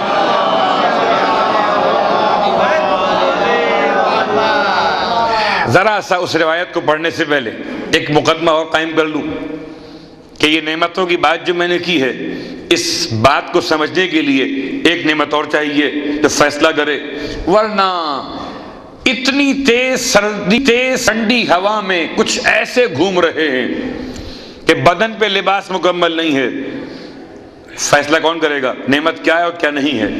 کچھ ایسے آپ کو گرمی کے مہینوں میں دیکھتے جو موٹے کپڑے سویٹر تک پہنے ہوئے ہیں، کیا نعمت ہے اور کیا نعمت نہیں ہے؟ فیصلہ کون کرے گا؟ اور فیصلہ کرنے کے لیے خدا نے سب سے بہترین نعمت انسان کو عقل عنایت فرمائی کہ عقل فیصلہ کرے گی کہ کیا نعمت ہے اور کیا نعمت نہیں ہے۔ لیکن عقل کی تعریف کیا ہے؟ ایک ہے عقل کی تعریف ہوشیاری، ایک ہے عقل کی تعریف ہوشیاری، اور ایک ہے عقل کی تعریف، اس کو معصوم نے بیان کیا کہ العقل ما عبد بہ الرحمن۔ عقل کی تعریف یہ ہے جس کے ذریعے سے رحمان کی بندگی کی جائے، اسے عقل کہتے ہیں۔ وقت صبا بہل جنان، جس کے ذریعے سے جنت کو کسب کر لیا جائے، اسے عقل کہتے ہیں۔ یعنی جو رب کو پہچان گیا وہ عاقل۔ کاروبار نہیں چلا نہ چلے، دکان بند ہو گئی بند ہو جائے، روزگار نہیں ملا نہ ملے، شادی کے بعد اولاد نہ ہوئی نہ ہو، لیکن جو رب کو پہچان گئے وہ عاقل۔ دیہات کا رہنے والا ہو، شہر میں آنے والا ہو، چاہے اردو بولنے والا ہو یا فارسی بولنے والا ہو، رب کو پہچان گیا عاقل۔ اور رب کو نہیں پہچانا، دکان چلتی ہے تو چلتی رہے، اسے مکاری تو کہیں گے مگر اسے عقل نعمت پروردگار نہیں کہیں گے۔ بڑا فرق ہے اس عقل میں جسے ہم نے اور آپ نے پہچانا اور جسے معصوم نے پہچانوایا۔ کہ ایک عقل وہ ہے جس کی بنیاد پر پروردگار عالم نے جب عقل کو پیدا کیا تو اس کا انداز کیا تھا۔ معصوم کی روایت فرماتے خدا نے عقل کو جب خلق فرمایا، دو روایتیں الگ الگ، ایک پڑھ رہا ہوں صرف۔ جب عقل کو خلق فرمایا تو پروردگار عالم نے اس سے فرمایا کہ آگے آ، وہ آگے آ گئی۔ اس سے فرمایا پیچھے جا، پیچھے چلی گئی۔ فرمایا تجھ سے بہتر میں نے کوئی اور مخلوق پیدا ہی نہیں کی۔ یہ ہے عقل کہ اگر انسان کو ملی اور عقل کی بنیاد پر انسان نے نعمت کو پہچاننا ہے تو کون سی عقل؟ کتاب اصول کافی میں، اصول کافی اس کتاب میں پوری ایک اپنی کتاب موجود ہے، کتاب العقل کا عقل کی تعریف یہ ہے کہ جو یہ بتا دے کہ کون خدا کے بارے میں سچ بولتا ہے اور کون خدا کے بارے میں جھوٹ بول رہا ہے۔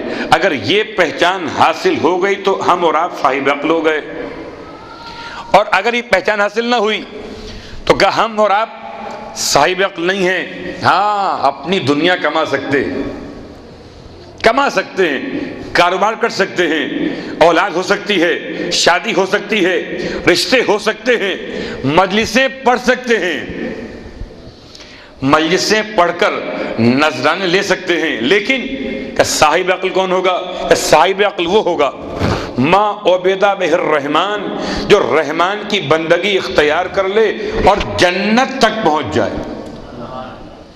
تو اب بات مقدمہ بن گیا کہ ایک عقل ہے اس کو خدا نے نعمت قرار دیا، اور اس نعمت کے ذریعے ہمیں اس نعمت کو پہچاننا ہے۔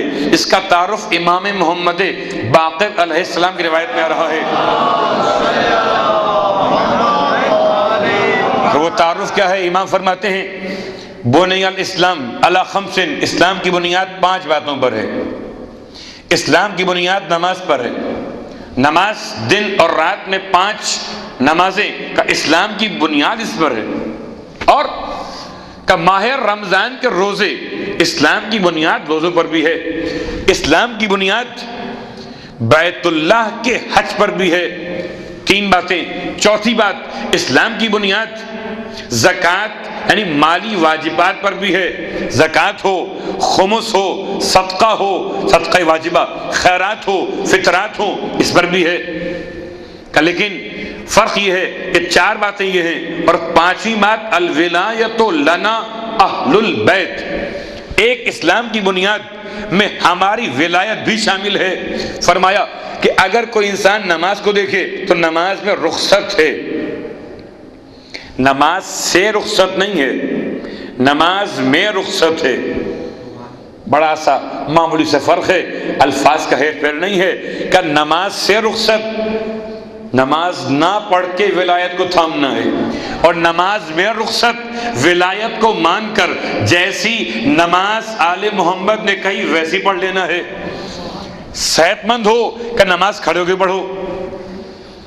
اور کیا عظیم شخص تھا وہ کہ جو بالکل اپنی عمر کے آخری ایام میں بھی اپنے سہارے کے ساتھ کھڑے ہو کر نماز پڑھ رہا تھا، بالکل آخری ایام میں۔ کون؟ کہ ایران میں انقلاب کی بنیاد رکھنے والا حضرت روح اللہ۔ کیا عظیم شخص تھا وہ جس نے آخری وقت میں بھی اپنی نماز کو کھڑے ہو کے انجام دیا۔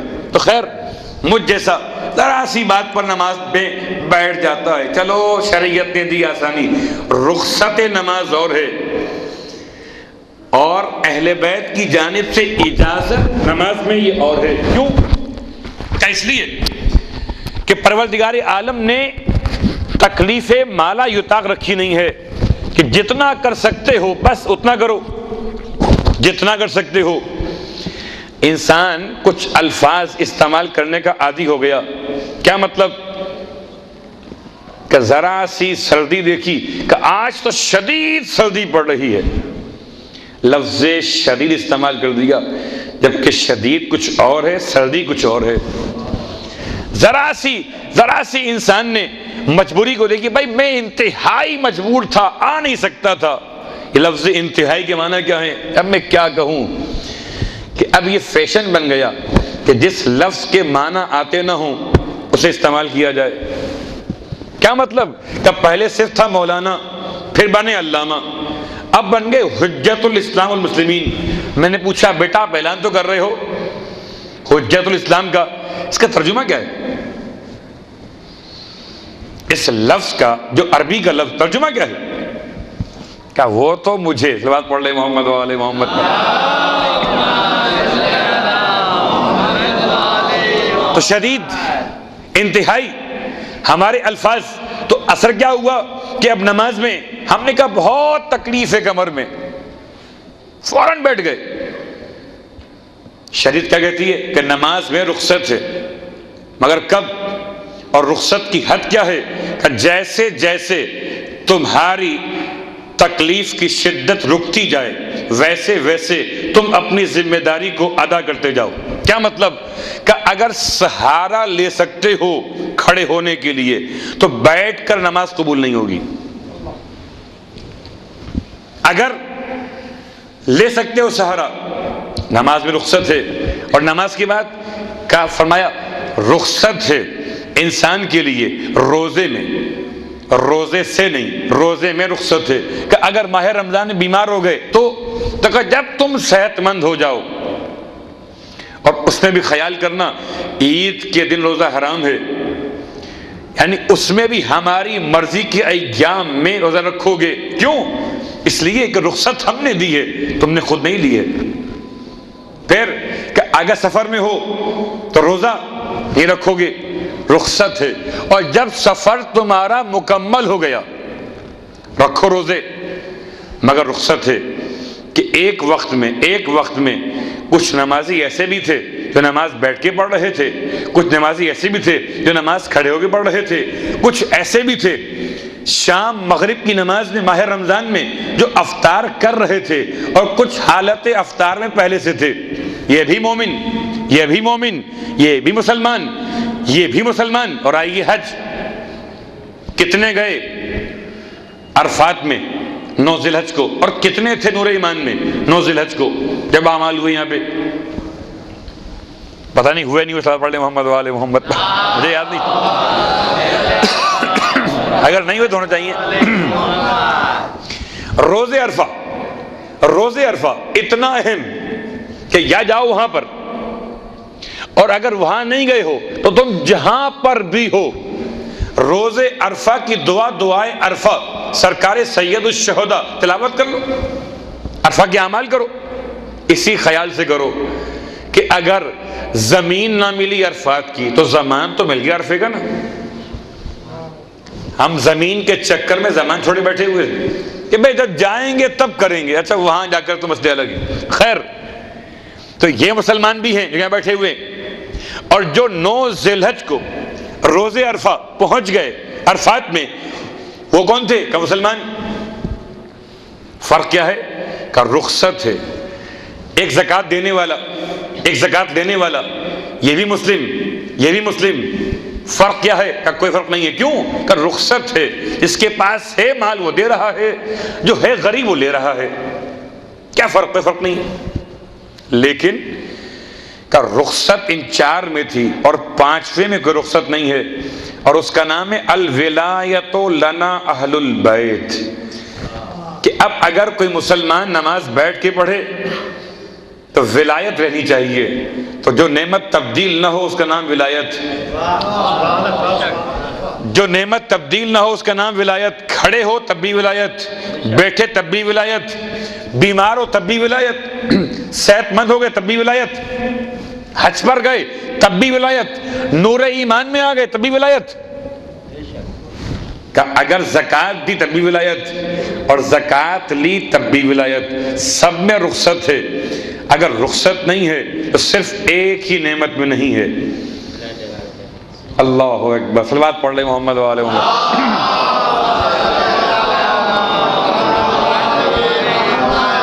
بہت سی نعمتیں یا علی، بہت سی نعمتیں پروردگار کی، اور نعمتوں کی فہرست کچھ کل آئی تھی، اور نعمتوں کی 2 قسمیں ہیں۔ ایک نعمت کیا ہے؟ کہ ایک نعمت احتیاج جسم کی نعمت ہے، ایک نعمت احتیاج روح کی نعمت ہے۔ اس کو قرآن نے کہا ظاہرتاً و باطنہ، ایک ظاہرہ ایک باطنہ۔ لیکن ایک نعمت اس کو قرآن نے یوں بیان کیا فَبِأَيِّ آلَاءِ رَبِّكُمَا تُكَذِّبَانِ،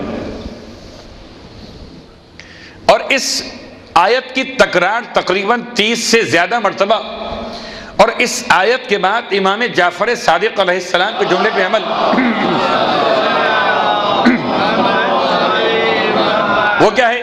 کہ لا بِشَيْءٍ من آلائک یا ربی اکذب۔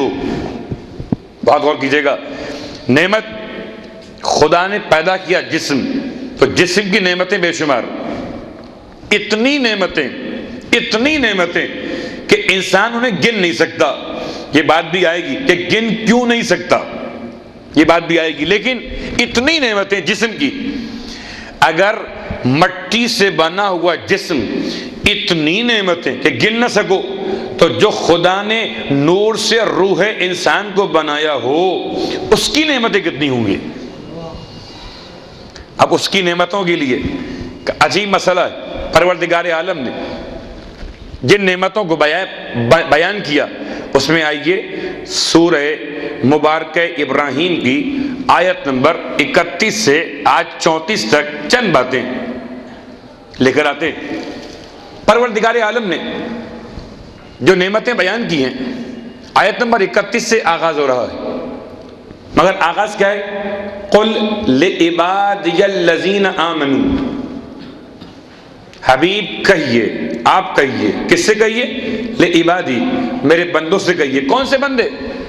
الذین آمنوا، خدا کو بڑی محبت ہے مومنوں سے، کہتا ہے میرے مومن بندوں سے کہیے۔ مومن بندوں کو خدا سے محبت ہو کہ نہ ہو، خدا کو مومنوں سے بڑی محبت ہے۔ کیوں محبت ہے؟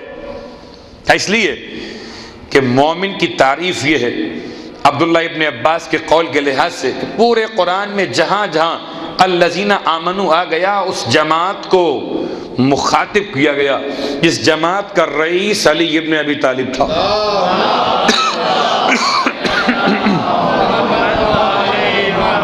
آیت نمبر 31، قل لعبادی الذین آمنوا، آپ میرے بندوں سے کہیے جو مومن ہیں، کیا کہیے؟ اب سنیں مومن بندے، یقیم الصلاۃ، کہ وہ نماز قائم کیا کریں۔ بڑا اچھا بہانہ تھا کچھ ٹرسٹیز حضرات کا، کہنے لگے ہم نماز قائم کرواتے ہیں، ہمارا نماز پڑھنے سے کیا تعلق؟ اقامت نماز اور ہے، تلاوت نماز اور ہے۔ اور اب تو ماشاءاللہ اتنے ہوشیار لوگ پیدا ہو گئے کہ پورے قرآن میں نماز کا ذکر ہی نہیں ہے۔ میں نقل کر رہا ہوں کسی کی بات، اور یہ بات ممبر سے پڑھی گئی، جس ممبر سے رسول نے نماز سکھائی تھی اس ممبر سے آج یہ کہا جا رہا کہ پورے قرآن میں لفظ نماز نہیں ہے۔ قبلہ ایک تھوڑا سا مجھے موقع دیجیے گا، صلاۃ عربی لفظ ہے، اب قرآن میں صلاۃ ہے، بڑے ہوشیار ہیں لوگ۔ اب میں کیا کیا لوگوں کی باتیں بیان کروں۔ کوئی بیٹھ کر کہہ رہا تھا کہ قرآن میں حج نہیں ہے، پھر کیا ہے کہ حج ہے۔ ہائے بیچارہ، حج اور حج کے زیر اور زبر کو فرق بنانے سے پہلے کچھ لغت پڑھ کے آتا تو شاید لوگوں کی گمراہی کا باعث نہ بنتا۔ قرآن میں کا نماز نہیں ہے تو لفظ نماز تو قرآن میں کہاں سے آئے گا؟ قرآن تو آیا عربی کے اندر تھا، اور لفظ نماز لفظ فارسی ہے، وہ تو ممکن نہیں۔ کہ صلاۃ کا یہ لفظ ہے، اس کا ترجمہ کیا ہے؟ کہ اس کا ترجمہ ہے، سنیں گے ترجمہ اس کا جو بیان کیا گیا، اس کا ترجمہ ہے ذات علی ابن ابی طالب۔ کسی لغت میں تلاش کر لیجئے کہ صلاۃ کا ترجمہ کیا ہے۔ صلاۃ کا ترجمہ کہیں پر بھی آپ کو کسی کی ذات نہیں ملے گی۔ صلاۃ دعا رحمت کی، صلاۃ درود رحمت کا، صلاۃ کیا ہے؟ دعا، صرف دعا، رحمت، دعا، درود، بس جتنا میرا علم ہے، دعا رحمت درود بس۔ بڑے ہوشیار ہیں لوگ۔ کچھ روایات کو کوٹ کیا گیا کہ روایات کہتی کہ اللہ کے رسول نے علی ابن ابی طالب علیہ السلام کو نماز کہہ دیا۔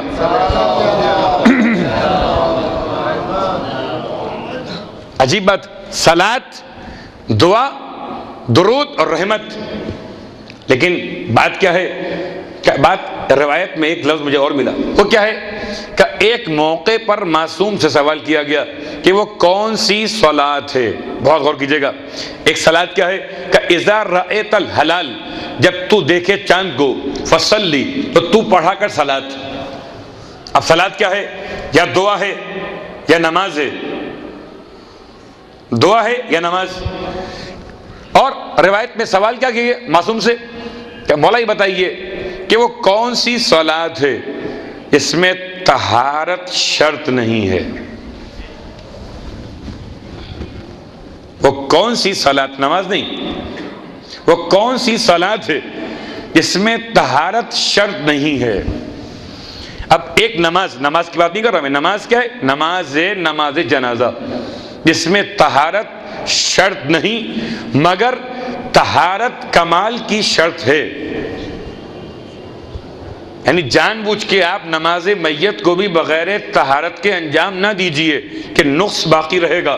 اگر کمال چاہتے ہیں، واجب کا ادا ہونا اور ہے اور کمال پہ جانا اور ہے، پاس ہونا اور ہے اور فرسٹ ڈویژن آنا اور بات ہے. یہ کیوں کہا گیا تھا؟ کہ اس لیے کہیں ایسا نہ ہو کہ میت کو ہاتھ لگانے کے بہانے لوگ میت کی نماز جنازہ چھوڑ دیں کہ آ جاؤ جیسے ہو، نماز تو پڑھ لو آگے. اگر خدا اس حالت میں بھی نماز سے چھٹی نہیں دیتا، صلوات پڑھ لیں محمد و آل محمد.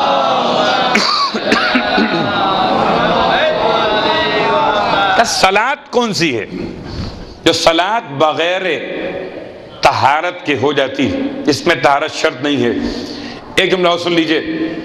واجب نماز انسان پڑھتا ہے طہارت کے ساتھ. واجب نماز چلتے پھرتے حالت اختیار میں نہیں پڑھی جا سکتی، لیکن مستحب نماز چلتے پھرتے حالت اختیار میں بھی پڑھی جا سکتی ہے مگر طہارت شرط ہے. نماز مستحب ہے، طہارت واجب. نماز مستحب ہے، طہارت واجب. کیا مطلب؟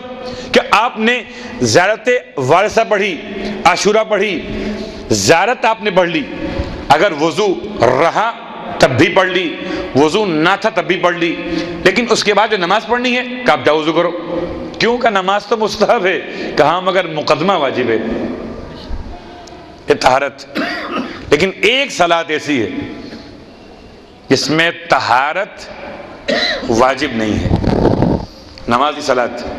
معصوم نے مسکرا کے ارشاد فرمایا کہ دیکھو اس بات کو سمجھ لو کہ صرف ایک صلاۃ جو بغیر طہارت کے ہو جاتی ہے اس کا نام صلاۃ علی محمد و آل محمد.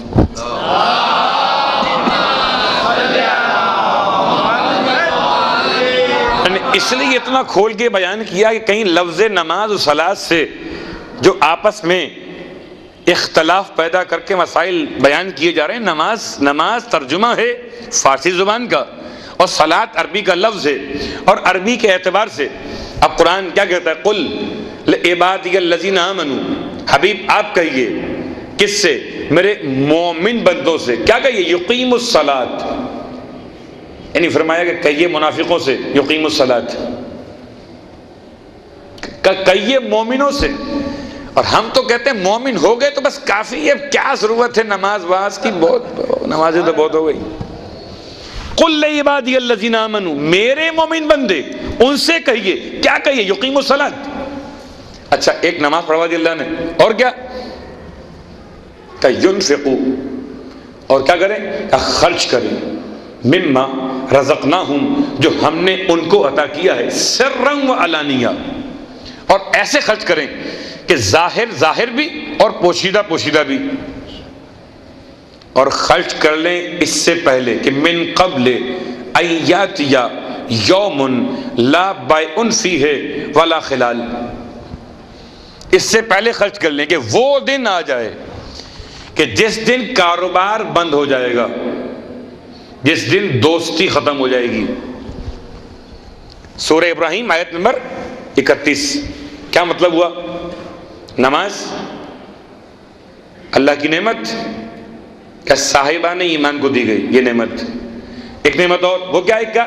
انفاق فی سبیل اللہ، سرن و علانیہ، چھپ کر بھی کرو اور اعلانیہ بھی کرو. وہ کون سی انفاق کی کیفیت ہے؟ یہ آیت نازل کب ہوئی ہے؟ جب زکوٰۃ کا حکم نہیں آیا تھا. یہ آیت خاص طور پر زکوٰۃ کے حکم سے پہلے آئی ہے، انفاق والی. تو زکوٰۃ اور ہے، انفاق اور ہے. بسا اوقات لوگ زکوٰۃ کے مسئلے کو اتنا سنجیدہ کر دیتے کہ زکوٰۃ تو ہے نہیں لہذا بس چھٹی ہو گئی، اور اب تو ماشاءاللہ خمس بھی بند کر دیا گیا. کیا امام زمانہ علیہ السلام نے معاف کر دیا ہے؟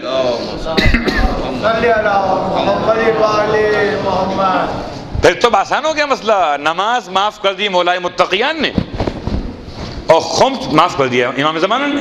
کیا کہنے ایسے مذہب کے، سبحان اللہ. اس کا اول نماز اڑوا دے، اس کا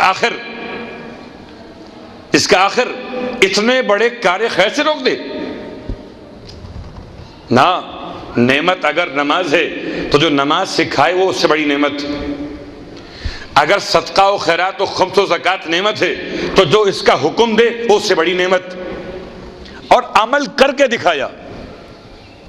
ارے خمس کا تعلق تو سرکار ختمی مرتبہ سے پہلے، حضرت ابو طالب سے پہلے، حضرت عبداللہ سے پہلے، حضرت عبد المطلب کی ذات سے مل رہا ہے. کہ ینفقوا، خرچ کریں، مما رزقناہم، جو ہم نے انہیں دیا، سرا و علانیہ. ایک انفاق وہ جو اعلانیہ ہوتا ہے، اور انفاق اعلانیہ کا واجبات کی ادائیگی. جب آپ آ رہے ہو واجب دینے کے لیے تو اب آئیے واجب دیجئے اور سب کے سامنے دیجئے. کیا کیوں؟ کل مثال دی تھی نا کہ سب کے سامنے دینے سے کیا ہوگا کہ لوگوں میں شوق پیدا ہوگا. سب کے سامنے دیجئے. اور جب آ رہے ہیں آپ کوئی مستحب صدقہ لینے کے لیے تو چھپ کر دیجئے کہ مستحب صدقے میں تظاہر اور ریا کا امکان رہتا ہے.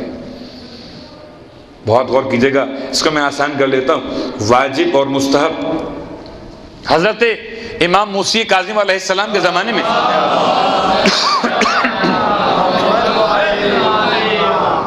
بی بی شتیتہ نے کیا بھیجا تھا؟ واجب تھا جو اس نے بھیجا. اب تظاہر کا امکان نہیں تھا. ایک طرف تھان تھے بہترین ریشمین کپڑوں کے، اور ایک طرف دینار درہم تھے جو امام کے پاس جا رہے تھے، اور ایک طرف تھوڑے سے درہم تھے اور اپنے ہاتھ کا کاتا ہوا سوت کا کپڑا تھا. یہ میں کہاں لے جاؤں گا؟ کہ واجب ہے سب کے سامنے لے جاؤ. واجب ہے. جب خدا ہو کر مجھے کم دیتے ہوئے نہیں شرماتا تو میں خدا کی کنیز ہو کر کم نکالتے ہوئے کیوں شرماؤں گی؟ جتنا مجھے خدا نے دیا میں نے نکال دیا. تو واجبات میں کا اعلانیہ دو. اور اسی لیے جملہ سنیں گے کہ رسید واجبات کی ادائیگی میں آپ کو لازماً چاہیے کیونکہ اعلان ہے. اور مستحبات کے لیے کہ مستحبات خاموشی سے ادا کر دو. کیوں؟ کہ اس میں امکان ہے کہ آپ میں اور مجھ میں فرق ہو جائے کہ اچھا انہوں نے 5 روپے دیے، ہم 10 روپے دیں گے. انہوں نے مجلس میں 1 دیغ کی، ہم 2 دیغ کر دیں گے. انہوں نے بلایا تھا پاکستان کا ذاکر، ہم بلائیں گے ہندوستان سے ذاکر. کیوں؟ کہ اس لیے کہ ان سے مقابلہ جو ہے، اگر ان سے مقابلہ ختم ہو جائے، ساری بنیاد ختم ہو جائے، اللہ اکبر، یہ کب تک مجلسیں ایسی ہوتی رہیں گی؟ انفاق بھی ہوتا رہے گا اور اس میں ریاکاری کا پہلو بھی سامنے آتا رہے گا. کہ مستحبات میں بہت توجہ، واجبات میں نہیں ہے. واجبات میں آپ اعلانیہ کریے، مستحبات میں چھپا کے کریں، پتہ بھی نہ چلے کہ آپ نے کیا کیا، کس کے لیے، کتنا کیا. آیت ختم نہیں ہوئی. اس سے پہلے کہ وہ دن آ جائے کہ جس دن میں نہ اب کاروبار ہو سکے، پیسے بچا کے رکھے تو کیا کرتے؟ کیا کاروبار کرتے. اس سے پہلے کہ قیامت آ جائے اور قیامت میں کاروبار نہیں ہوگا، چھٹی ہوگی اس دن والا خلال. اور نہ روز قیامت میں کوئی دوستی میں آپ پیسے لے سکیں گے نہ دے سکیں گے. تو اس سے پہلے کہ وہ دن آ جائے انسان کو چاہیے کہ اپنے تمام تر معاملات میں انفاق اور اقیم صلاۃ کر لے. آئیے آیت نمبر 32. نعمتوں کا تسلسل ہے. اللہ الذی خلق السماوات والارض. اللہ کون؟ جس نے زمین اور آسمان کو پیدا کیا. وانزل من السماء ماء، اور اس خدا نے آسمان سے پانی کو نازل کیا. کیوں؟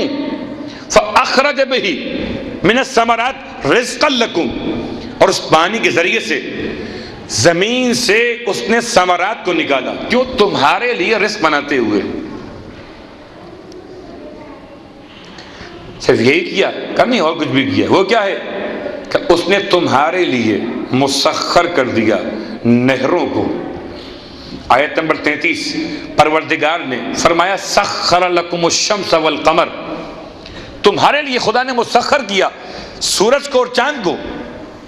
یہ کون ہے؟ کہ دائبین، یہ ایسے سورج اور چاند ہیں کہ جو مسلسل اپنے نظام میں گردش کر رہے ہیں، عام ترجمہ، مگر دائب کا ترجمہ گردش نہیں ہے۔ اب میں کیا بات کہوں کہ اپنے چھوٹے چھوٹے بچوں کے لیے تو یہ بات کہ سورج گھوم رہا ہے یا زمین گھوم رہی ہے، کون گھوم رہا ہے؟ دائب کون ہے؟ یا دائبین، سورج اور چاند دائبین ہیں کہ ایسے دائبین جب سے خدا نے پیدا کیا مسلسل تمہاری خدمت کر رہے ہیں۔ اے انسان، بڑی نعمت سورج اور چاند، لیکن مسخر کیے۔ اب آئیے، مسخر کرنا کہتے کسے ہیں؟ آج کی حد تک یہاں بات رک رہا۔ سورج مسخر ہے، اچھا چلیے آپ دیکھ لیجیے، کبھی اگر دن کے 12 بجے آپ سورج کو صرف دیکھنا بھی چاہیں پوری آنکھوں سے دیکھ لیں گے؟ پھر مسخر کے معنی کیا ہوئے؟ اگر آپ چاہیں کہ گہن کی حالت میں چاند کو دیکھ لیں گے؟ کہ نہیں، کیوں نہیں؟ مسخر ہے نا۔ کہ مسخر تمہارے لیے نہیں ہے، مسخر تو ان کے لیے تھا۔ اس نے سورج کو اشارہ کیا، اور جب اشارہ کیا سورج اپنی حرکت دائب کے باوجود، مسلسل خدمت کے باوجود ایسے پلٹ کے آیا جیسے کہ فرما بردار غلام آیا کرتا ہے۔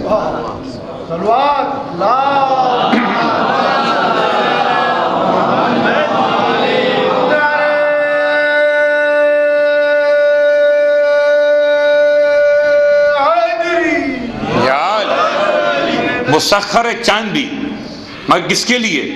کہ جس کی انگلی کے اشارے سے چاند دو ٹکڑے ہو گیا، ٹوٹا بھی جوڑا بھی۔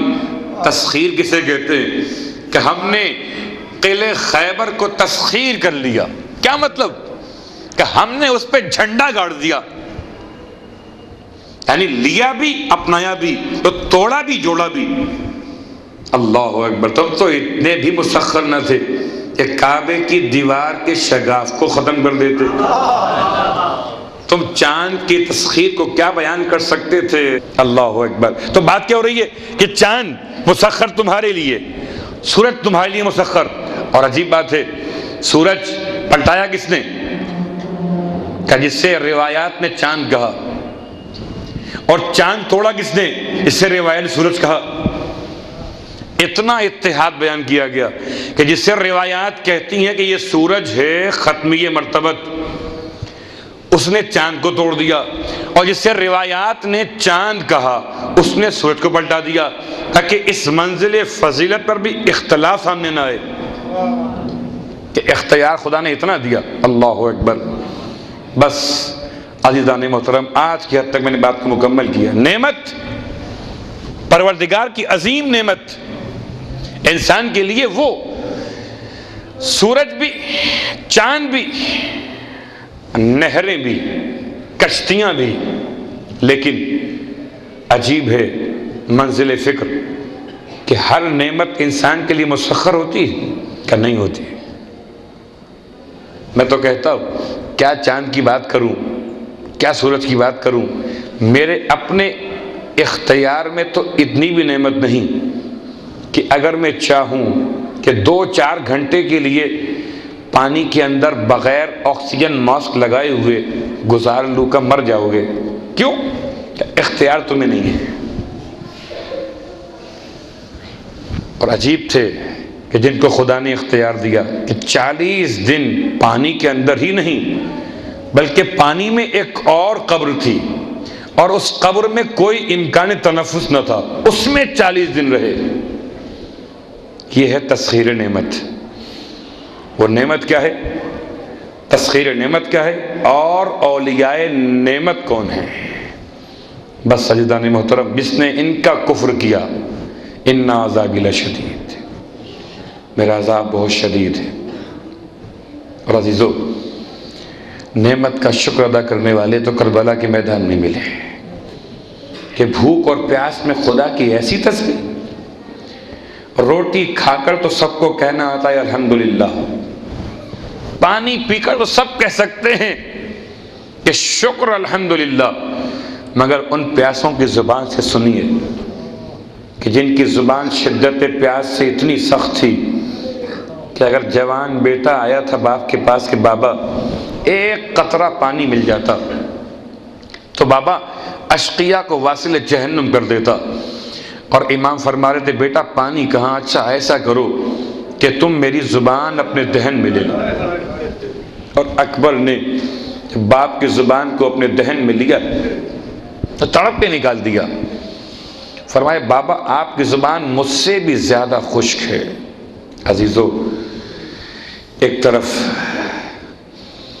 اکبر کی پیاس، اور ہائے کس قدر کم تھیں دنیاوی ظاہری نعمتیں کہ زندان شام تک کے حالات تاریخ بتاتی ہے کہ کہیں راستے بھر بچی پانی مانگتی ہوئی گئی، اور کہیں بچی کو پانی دکھا دکھا کر ظالموں نے ریت پر بہا دیا، اور کہیں زندان شام کے مصائب میں امام سجاد کا جملہ کہ پھوپھی اماں آپ نماز بیٹھ کے پڑھ رہی ہیں، خیریت تو ہے؟ فرمایا بیٹا سجاد، تجھ سے کہتے ہوئے شرم آتی، بیٹا جو پانی یہاں پر لایا جاتا ہے، جو کھانا یہاں پر آتا ہے اتنا مختصر ہوتا ہے کہ زینب اپنے حصے کا بھی کھانا بچوں کو کھلا دیتی، اور اے بیٹا سجاد اب زینب کے جسم میں اتنی طاقت نہ رہی کہ نماز کھڑے ہو کر پڑھ لے۔ اللہ اکبر، رونے والوں کتنا قیامت کا منظر تھا، مگر اسی زندان شام میں ایک اس سے بڑی قیامت واقع ہوئی جب کہ روتے روتے 4 سال کی بیٹی نے ارے باپ کی یاد میں اس طرح سے دم توڑ دیا کہ سر حسین کہتے تاریخ والے کہ ایک روایت کے مطابق سر امام بھیجا گیا تھا، کیونکہ بچی کے رونے کی آواز بہت جاتی تھی، اور اب کیسے ممکن ہے کہ بچی کی تسلی کے لیے نہیں بلکہ رونے کی آواز بند کرنے کے لیے سر حسین بھیجا گیا تھا۔